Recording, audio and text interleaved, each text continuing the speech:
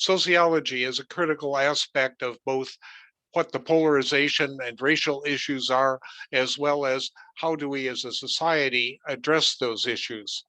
At this time, Mr. David Ashley will make a presentation on the subject of Americans' attitudes towards service issues.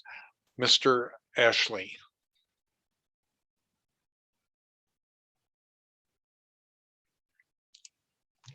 All right.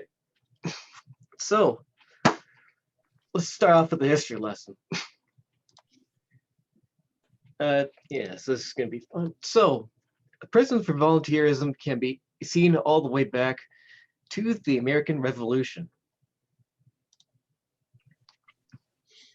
In the colonial U.S., local military forces were composed of conscribed militias. In response to this, because, colonial conscribed militias, aren't very popular, the Continental Army that was formed before the Revolution and was made with the focus on volunteerism as a reaction to these previously conscribed militias. This precedent would persist to military service policy today, and it's only really been broken in great times of great stress. Think things like World War II, the Civil War, World War One, but was officially terminated in 1973. I believe Richard Nixon made it one of his core platforms. All right, so let's look at this in the context of a time of great national stress, specifically 9/11. So, responding to the prompt, I believe that all young men should serve in the military. So, we can see a gradual decrease in support over the years before and after 9/11.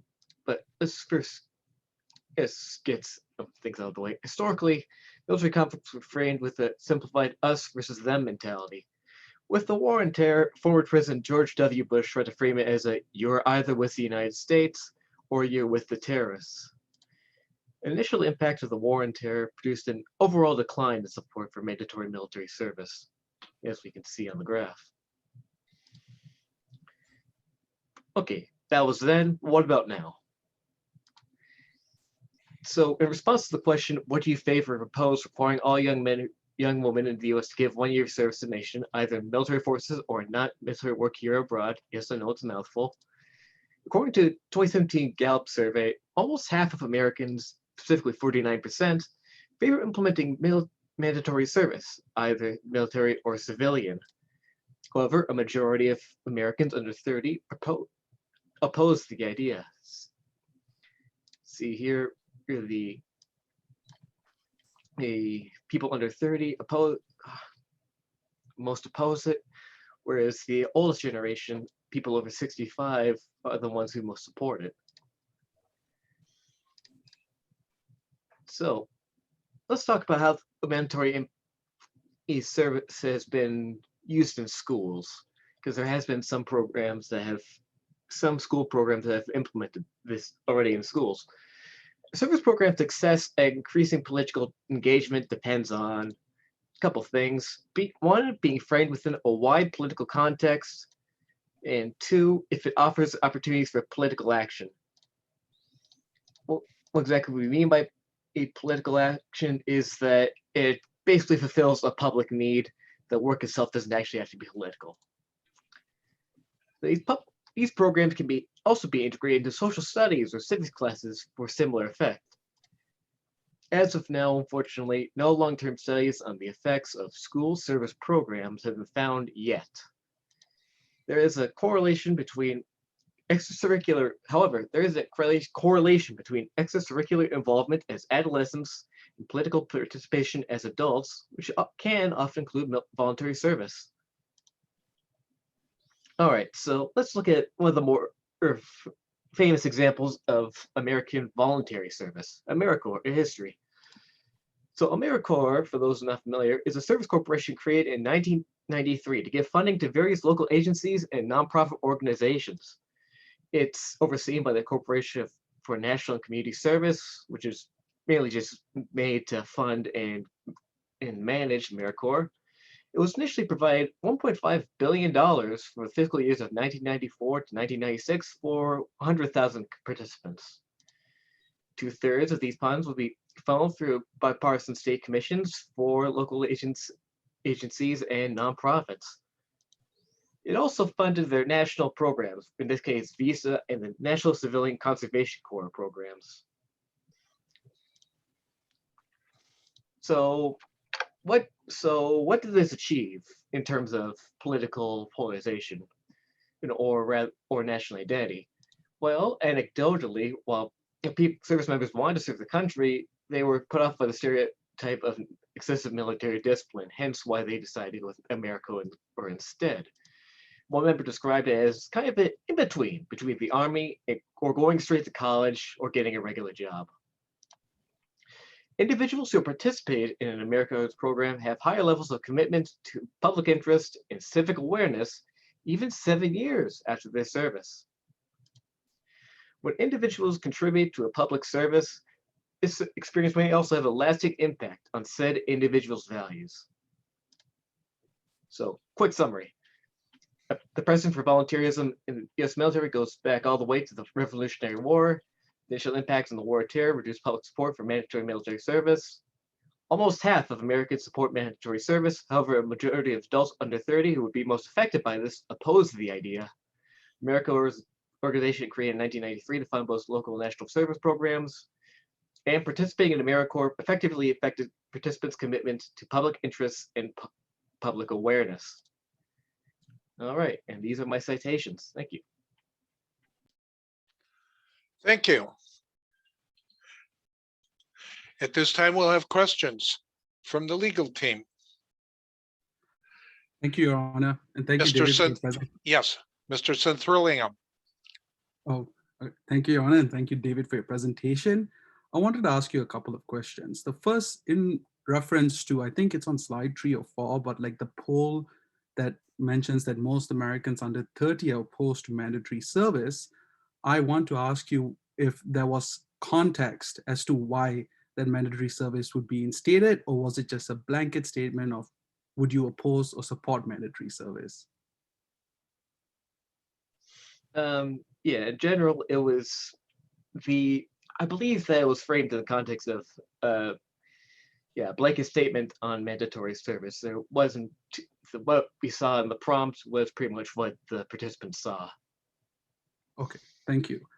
My next question would be, I think this is on slide 5, you talk about the success of a program in its political engagement depends on public action. Is that public action related towards fulfilling a public need within a community, or is it related towards a political cause of one particular party over the other? Public action refers to your former definition of fulfilling a public need. The work itself does not necessarily need to be political in nature. Thank you, David. I have no further questions, Your Honor. Thank you. Ms. Stankiewicz. Thank you, Your Honor, and thank you, Mr. Ashley. Mr. Ashley, does your research tell us whether Americans are more likely to support mandatory service requirements during times of crisis? Let's see. I believe that the answer here is unfortunately rather context dependent. Given in the circumstances such as in times of a great crisis, like during 9/11, we saw support for mandatory service decrease. So I would have to say that in general, it's either inconclusive or a reduction. Lovely. And then what has been the effect of the draft used previously, such as in Vietnam and Korea, on the public's perception of mandatory service? All right, so look some up for this. So the opposition for the draft was present even before so let's talk about Vietnam's first, sorry. So there was opposition to the draft even before the US got involved in the Vietnam War. a large amount of the baby boomers who became eligible for military service during the Vietnam War were responsible for a steep increase in the number of exceptions and deferments, especially for college students. Besides being able to avoid the draft, college graduates who volunteer for military service, primarily as commissioned officers, had a much better chance of securing a preferential posting compared to less educated inductees. During the 1968 presidential election, Richard Nixon campaigned on a promise to end the draft. He first became interested in the idea of an all-volunteer army during his time out of office, based on a paper by Martin Anderson from Columbia University, and also saw it as a pretty convenient way to undermine the anti-Vietnam War movement. So yeah, the draft was that unpopular.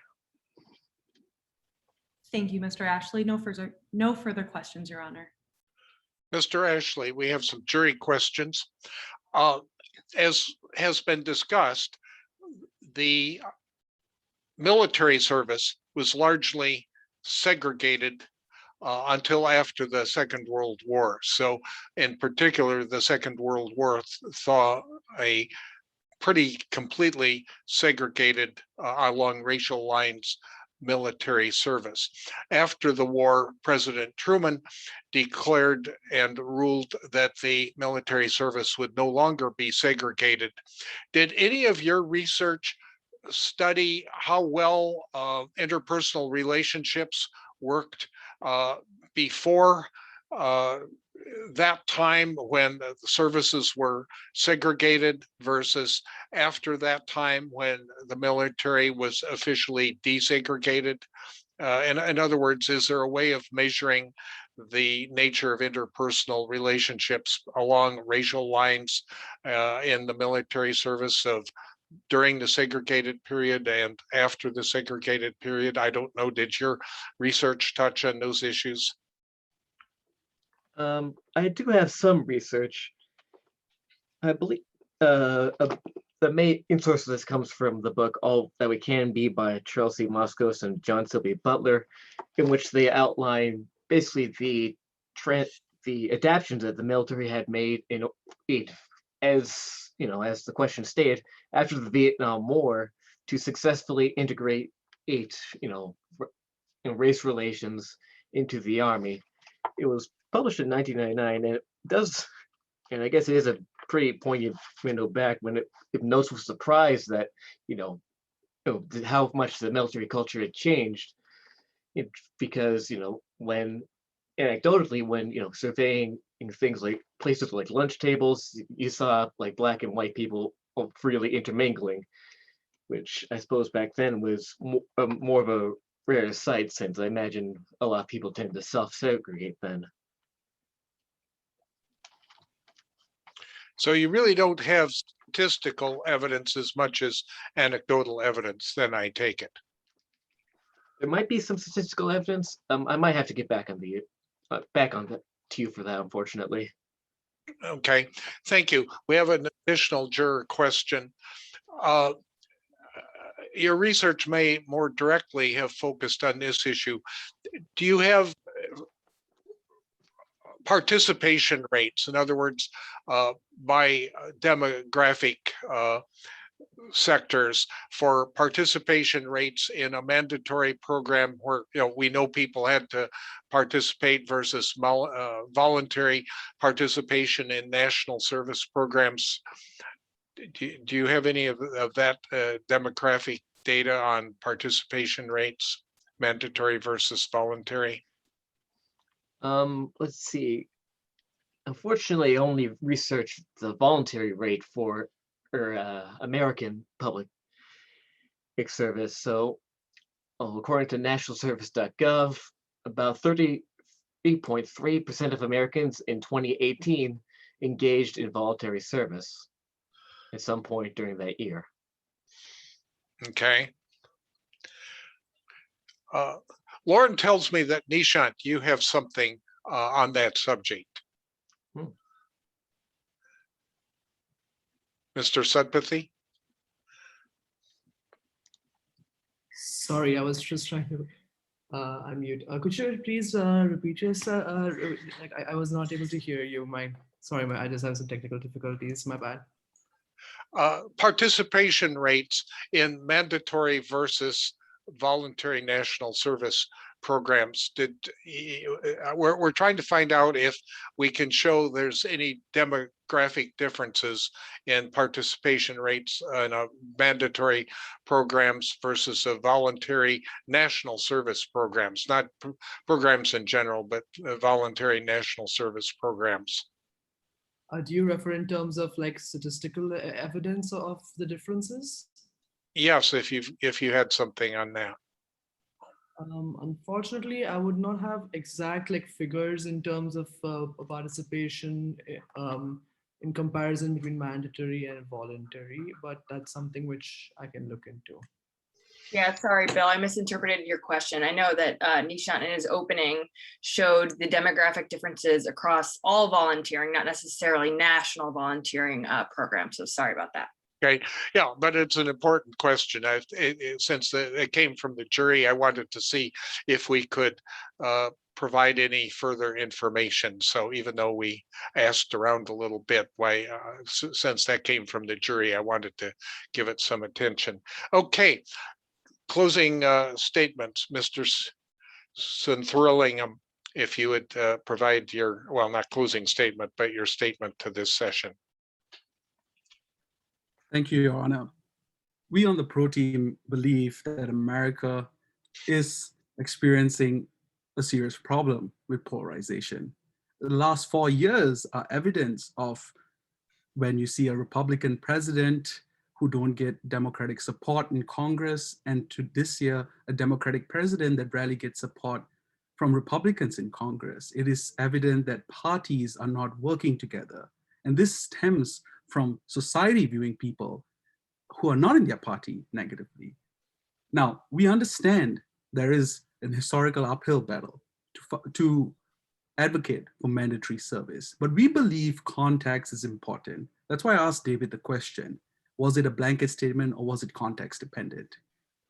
How will we sell this context of saying that reducing polarization is important enough to mandate millions of Americans to do service for 6 months? Number one, I will establish, through, as Andrew talked about in our opening statement, a nonpartisan body, federal governmental body that would fund programs that fulfill public needs in local communities. So these programs already serve a purpose within different communities, and people joining those programs would be participating in a way that is designed to maximize their experience in a healthy way. As Jenny talked about in her presentation, if you structure a program well enough around goals that are tangible and you give people enough structure, like it could mitigate some effects that could come from a backlash due to mandatory service if it were present. But I also like to state that when you are facing like a time in which we are currently in today, even though our proposal is supported and motivated by science, experiments are worthy. This country was founded as a democratic experiment, a federated democracy, at a time in which where there were few countries, if none. And what predated that? Taxation was a severe issue for most white Americans at that time. And we believe that if that experiment hadn't taken off, there were loyalists, there were people who are patriots.